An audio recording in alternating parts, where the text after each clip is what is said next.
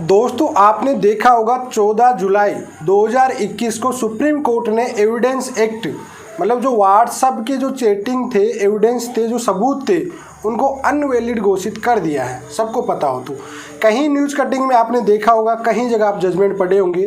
Clearly ये supreme court ने 3 जजों की बेंच ने कहा कि जो भी व्हाट्सएप की चैटिंग होती है इनके हम सबूत के तौर पे मानने नहीं देते हैं, इनको हम खारिज किया जाता है। अब सवाल सबसे ज़्यादा ये खड़ा हो गया दोस्तों कि जो क्रियाकांड होते हैं वो मैक्सिमम तो व्हाट्सएप से ही होते हैं। अब इसका पूरा प्रोसेस समझेंगे दोस्तों, काफ़ी महत्वपूर्ण रहेगा ये वीडियो और एंड तक ज़रूर देखना दोस्तों इसमें, क्योंकि जब सुप्रीम कोर्ट ने आपके एविडेंस पे जो सबूत होते हैं, एविडेंस जो आपके होते हैं, वो कहीं जगह तो कहीं केसेस में तो मेन इंपॉर्टेंट पार्ट होते हैं वो आपके व्हाट्सएप ही होते हैं। अब इस सिचुएशन में आप क्या कर सकते हो भाई, जब आपके सुप्रीम कोर्ट ने बोल दिया कि व्हाट्सएप वाली चैटिंग वगैरह होती है, इनको हम बिल्कुल भी सबूत के तौर पे नहीं मानेंगे, ठीक है। अब लोगों के माइंड में काफ़ी कंफ्यूज आ गया कि साहब मैक्सिमम क्रियाकांड देखोगे, चाहे एडल्ट्री का मामला देख लो, चाहे किसी को गाली गलौज का देख लो, चाहे ब्लैकमेलिंग का देख लो, हर चीज़ का जो भी मामला आ रहा है, आजकल एडवांस टेक्नोलॉजी चल रही है, सबको पता है। तो मैक्सिमम जो क्रियाकांड होते हैं वो व्हाट्सएप से ही होते हैं। जब मैंने कहीं केस होते हैं ऐसे जिसमें तो अहम रोल होता है वो व्हाट्सएप चैटिंग ही होती है। जैसे हस्बैंड वाइफ को देख लीजिए कि उनके एडल्ट्री कोई मैटर चलता है तो मैक्सिमम व्हाट्सएप पे ही चलते हैं, सबको पता होते हैं ये चीज़ें, कॉल भी वहाँ होती है, चैटिंग भी होती है। अब हस्बैंड लोगों के माइंड में ये सवाल आ गया कि सब मेन चीज़ तो इनका एविडेंस है। पहली बात तो उनकी कॉल डिटेल वगैरह ही नहीं निकलती थी पहले तो, और अब जो भी कुछ एविडेंस पाए जाते थे, मिलते थे कैसे तैसे, उनको भी अब कोर्ट मानने नहीं कर रहा। तो अब क्या किया जाए, पूरा डिस्कशन करेंगे। वीडियो काफ़ी महत्वपूर्ण है, क्या वाकई ऐसा होगा नहीं होगा, फिर क्या मतलब रहा, क्या आईटी एक्ट 2000 का जो भी लाया गया था उसका क्या वैल्यूज रहा, क्या उसके खिलाफ ये जो जजमेंट आया वो उनके खिलाफ है या नहीं है, देखो पूरी डिटेल में बात करेंगे। तो चलिए दोस्तों, नो टाइम पास नो बकवास, सीधा करते हैं काम की बात। मैं हूँ हंस। सेकंड बात दोस्तों, कमेंट में नंबर ना छोड़िए अगर आप मुझसे ही बात करना चाहते हो। डिस्कशन पूरी डिटेल होती है, कंसल्टेशन फीस जमा करके बात कर सकते हो। इंस्टाग्राम की मेरी आईडी आपको प्रोफाइल पे दिखती रहती है, फॉलो जरूर कर लेना, क्योंकि लाइव वहाँ पे आता रहता हूँ, आपके लाइव सवाल भी आप मुझसे पूछ सकते हो। देखिए दोस्तों, सबसे पहले अपन बात करते हैं 14 जुलाई 2021 को सुप्रीम कोर्ट की 3 जजों की बेंच ने कहा कि जो सोशल मीडिया के द्वारा जो ऐसे एविडेंस आ रहे हैं आज के दिन, वल्गर टाइप के भी जो भी आते हो, चाहे गाली गलौज के भी आते हो, किसी भी प्रकार, चाहे वो फॉरवर्डिंग आ रहे हो, चाहे वो एक दूसरे की थर्ड पार्टी के द्वारा फॉरवर्डिंग किया गया हो, वो सब चीज़ें को हम प्राइमरी नहीं देंगे। यहाँ पे क्लियर बात है। अब यहाँ पे देखो, इसमें कॉमर्शियल पार्टनरशिप को भी ऐड किया गया था, कोई की बिजनेस पार्टनरशिप भी हो रही है या उनकी कोई कॉन्ट्रैक्ट की बात हो रही है वहाँ पे। इसी चीज़ को, जो भी चीज़ होती है सिविल टाइप या कॉमर्शियल टाइप की, इन चीज़ों को बिल्कुल नकार दिया सुप्रीम कोर्ट ने।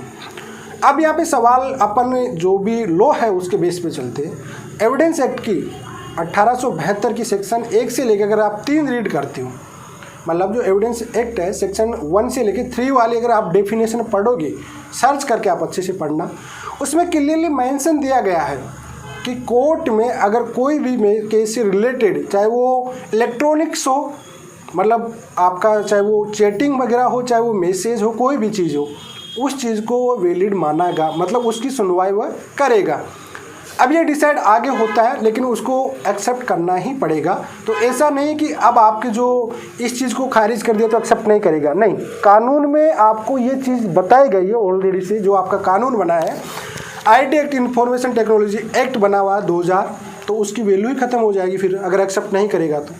कुल मिलाकर जो एविडेंस एक्ट की धारा 1872 है, उसकी धारा 1 से लेकर 3 को आप अच्छे से सर्च करके पढ़ोगे तो आपकी केस से रिलेटेड कोई भी, चाहे वो गलत या सही हो, लेकिन उससे मैच कर रहे हैं कि हाँ ये इस केस के एविडेंस है, इनको एक्सेप्ट किया जाएगा।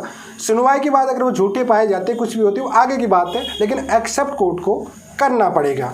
तो कुल मिला के आपको ये बात तो समझ में आ गई होगी कि आपकी व्हाट्सएप की चैटिंग वगैरह एक्सेप्ट तो होगी। अब सवाल आगे चल के आ जाता है, उसी एविडेंस एक्ट 1872 की धारा सेक्शन 62 और 63 और 67 और 68, अगर आप इनको 62 से लेकर 67 तक के एविडेंस पढ़ते हो, एविडेंस एक्ट 1872 की सेक्शन 62, 63, 65, 67, 68, इनको अगर आप अच्छे से रीड करोगे तो वहाँ पे सबसे ज़्यादा इम्पोर्टेंस उन चीज़ों को दी जाती है जहाँ प्राइमरी एविडेंस होते हैं, जबकि जो इलेक्ट्रॉनिक्स डिवाइस के जो भी एविडेंस होते हैं दोस्तों, वहाँ पे सबसे महत्वपूर्ण आप लोग एक सॉफ्ट कॉपी, हार्ड कॉपी ले लेते हो। कोई भी व्हाट्सएप वगैरह होती है उसका एक 65 बी का नोटिस बना लेते हो, उसके बाद उसे दे दिया जाता है। ये आपका एविडेंस होता है सेकेंडरी। प्राइमरी, देखो प्राइमरी एविडेंस होता है 62 सेक्शन में बताया जाता है। अब प्राइमरी एविडेंस में क्या चीज़ आती है मैं बता देता हूँ। प्राइमरी एविडेंस वो चीज़ वैलिड मानी जाती है जैसे आपका फ़ोन से चैटिंग हुई है, किसी के साथ आपके फ़ोन से चैट हो रही है। अब आपको जो पहले एक 65 बी का नोटिस टाइप का दे रहे थे व्हाट्सएप को, वो चीज़ें वैलिड नहीं होगी, वो सेकेंडरी हो गया। प्राइमरी आपका फ़ोन हो गया, मतलब रियल आपका फ़ोन है। अब इस चीज़ को आपको कोर्ट में एडमिट करा सकते हो। 14 जुलाई के बाद 3 जजमेंट आए हाई कोर्ट के, गुजरात हाई कोर्ट का, दिल्ली हाई कोर्ट का और एक जबलपुर हाई कोर्ट पे। तीनों में एक रेप केस में उसमें एविडेंस को माना गया व्हाट्सएप की, उनकी जो बातचीत हुई उसमें एक सहमति रिलेशनशिप समझाया गया, बताया गया, उस चीज़ को कोर्ट ने माना। बट वहाँ पे उसको फ़ोन को एडमिट करना पड़ा, मतलब प्राइमरी एविडेंस उसको देना पड़ा। सेकेंड, एक और केस था, ऐसा ही मैटर था, षड्यंत्र का मैटर था, उसमें भी गुजरात हाईकोर्ट ने दी, वहाँ पे भी एडमिट माना गया। उसके बाद कन्फ्यूज हुए लोग, काफ़ी सवाल खड़े होने लगे। इसके बाद इस वजह खड़े होने लगे कि जब सुप्रीम कोर्ट ने उस चीज़ को खारिज कर दिया कि व्हाट्सएप की चैटिंग नहीं मानी जाएगी, फिर हाई कोर्ट कैसे उसमें बेल दे सकते हैं, सवाल वहाँ पे बनना बहुत लाजिम था।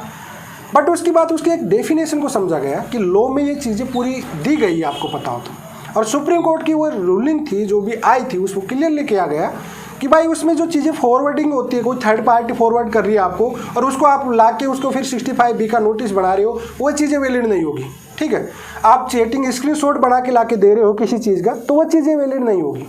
ठीक है, अगर आपके साथ कोई एक्टिविटी ऐसी हो रही है, आपके साथ प्राइमरी एविडेंस है, मीन्स आपके फ़ोन के द्वारा वो चीज़ हो रही है, मतलब आपका जो फ़ोन है या फिर आपकी मिसेज का कोई फ़ोन है या किसी के साथ आपकी कॉमर्शियल मीटिंग हुई है, क्या कॉन्ट्रैक्ट कुछ भी चीज़ हुआ है या कोई के साथ प्रॉमिस आपका हुआ है, वो चीज़ें अगर आपके पास है, कुल मिला के आपको समझना है कि आपका फ़ोन था, किसी सेकंड पार्टी से आप बातचीत कर रही हो, मतलब आप दोनों की कन्वेंशन हुई। अब आपको वहाँ पे 65 बी का नोटिस बना के नहीं देने का, आपको अपना फ़ोन ही प्राइमरी सेक्शन 62 के तहत आपको फ़ोन को ही जमा करना है वहाँ पे कि साहब ये मेरा फ़ोन है, ये मेरी चैटिंग उससे हुई है पूरी, ये उसके नंबर है, आप पूरी डिटेल चेक कर लीजिए। इसमें किसी प्रकार की कोई छेड़ाछाड़ी नहीं है, ना किसी प्रकार का कोई 65 बी का नोटिस दिया गया। प्राइमरी एविडेंस को सबसे ज़्यादा वैलिड माना जाएगा। जी हाँ, मतलब जो आपका प्राइमरी एविडेंस है, मतलब आपका फ़ोन हो गया।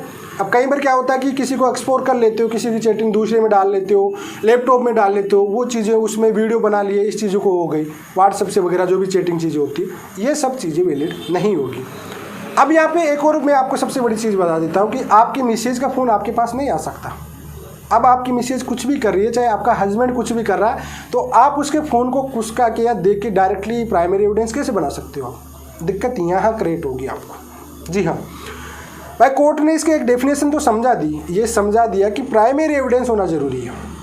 हमेशा भारतीय कानून में, भारतीय कोर्टों में यही चीज़ को प्राइमरी को ज़्यादा दे रहे हैं, आज तक चलता आ रहा था। IT एक्ट 2000 में लाया गया था, इस चीज़ को भी पता हो तो सभी को। इंफॉर्मेशन टेक्नोलॉजी एक्ट आया था, वो 2000 में आया था, सबको पता हो तो। बट उसके बाद में एक 65 बी वाला फॉर्मूला भी चल रहा था उसमें ये सब चीज़ें देने का, लेकिन नहीं, कोर्ट ने इन सब चीज़ों को मना कर दिया। कोई थर्ड पार्टी के बीच में कन्वेंशन हुई, कोई बातचीत हुई और वो आपको फॉरवर्डिंग कर दिया, जैसे आपके हस्बैंड वाइफ की कोई बातचीत हो रही है, अब मान लीजिए वाइफ का बॉयफ्रेंड आपको भेज दिया, ठीक है, ऐसे ही हस्बैंड और उसकी गर्लफ्रेंड की वो वाइफ को उसकी गर्लफ्रेंड भेज देती है, तो ये चीज़ें वो थर्ड पार्टी में चली गई, उन चीज़ों को आपको वैलिड नहीं माना जाएगा। अब कुल मिला के प्राइमरी एविडेंस होना चाहिए आपके पास। अगर व्हाट्सएप चैट को आप एविडेंस के तौर पे यूज़ कर रहे हो तो आपका प्राइमरी एविडेंस होना बहुत ही ज़रूरी है आज की डेट पे। जी हाँ, प्राइमरी एविडेंस में आपको 65 बी वगैरह कुछ नहीं है, मतलब आपका जिससे भी चैट हुई है, चाहे वो टेक्स्ट मैसेज से हुई हो, चाहे वो व्हाट्सएप से हुई हो, किसी से भी हो, आपके फ़ोन को ही वहाँ पर देना पड़ेगा। जी हाँ, अब फ़ोन में क्रियाकांड आपके और भी हो सकते हैं, कुछ भी हो सकते हैं, सब कुछ सामने आ जाएगा। ये बात माइंड में आप फिट कर लेना, कहीं आप दूसरों को फंसाने के चक्कर में आप खुद मत फंस जाए कि आपके कुछ और क्रियाकांड खुल जाए, ये भी बात आप याद रखना है। तो आपके जो फालतू के थे, जो 65 के इस चीज़ के पहले भी देखो, इसको थर्ड पार्टी माना जा रहा था, सुप्रीम कोर्ट इस पर काफ़ी ऑब्जेक्शन उठा भी रहा था। और इसमें क्या होता है कि ये व्हाट्सएप जो चैटिंग होती है, कन्वेंशन जो भी चीज़ें होती है, वो थर्ड पार्टी हो जाती है। इनकी एक तरह से चैटिंग वगैरह नहीं आती, इसको सेफ नहीं माना जाता है, ठीक है। इसको प्रॉपरली एविडेंस माना भी नहीं जाता आज की डेट पे। और सबसे ज़्यादा क्रियाकांड हो रहे हैं वो व्हाट्सएप वगैरह पे ही होते हैं। एडल्ट्री को ले लीजिए, चाहे किसी भी, चाहे की धमकियाँ कुछ भी आ जाए, वो सब कुछ होता है वो व्हाट्सएप पे ही होता है, ठीक है दोस्तों। तो अब ये कुल मिला के आपको समझ लेना चाहिए था कि अगर आप इन चीज़ों के लिए मात्र only for primary evidence act के 62 के तहत आपको एक्सेप्टेबल होगा ओनली फॉर प्राइमरी एविडेंस, मतलब आपका फ़ोन जिससे बात हुई है उस चीज़ के खिलाफ, आपके उस फ़ोन के रिलेटेड, आपके उस केस से रिलेटेड आपकी चैट हुई है, तो उसको आपको फ़ोन को ही देना पड़ेगा। जी हाँ, आप किसी और ने फॉरवर्ड किया, किसी दूसरे से बातचीत हुई, उसका 65B का नोटिस लगेगा, ये सेकेंडरी प्राइमरी होगी। इन चीज़ों को नहीं मानेगा कोर्ट, ना ही इस चीज़ों को एक्सेप्ट करेगा। सिर्फ आपसे जो चैट हो रही है प्राइमरी, आपके फ़ोन को देखेगा, फ़ोन को चेक करेगा, उसमें कोई छेड़ाछाड़ी नहीं है अच्छे से, तो उसके बाद में उनको मान्य करेगा। अदरवाइज आपका कोई मतलब नहीं है। किसी दूसरे का फ़ोन ला रहे हो, चाहे वाइफ का कुछ का के ला रहे हो, सब ला रहे हो, तो वह सब चीज़ें एक्सेप्टेबल नहीं होगी। तो आइए दोस्तों, आपको समझ में आ गया होगा अच्छे से कि व्हाट्सएप चैटें कौन सी तो वैलिड होगी, कौन सी वैलिड नहीं होगी। मैंने पूरी डिटेल में एक्सप्लेन के साथ पूरा सब कुछ बता दिया हूँ। चलिए आज के लिए इतना ही। जय हिंद, वंदे मातरम दोस्तों।